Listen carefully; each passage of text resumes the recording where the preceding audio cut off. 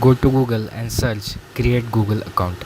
Click on the first link that will appear there and it will redirect you to Google account creating form. Now type in your first name, your last name, the Gmail which you want to create.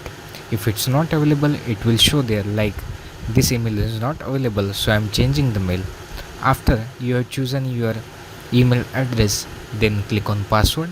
Set your password which you want to use for that email. After it, confirm and click on next. After that, it will ask you for phone number. I am skipping phone number here, but I suggest you to put your phone number because that will be the only way to recover your Gmail account if you ever forget your password. After that, enter your date of birth and click on next. Then read the terms and conditions and then click on I agree, and your Gmail account has been created successfully, as you can see. Now go to gmail.com and see your Gmail account has been created fully functionally and you can use your Gmail account now.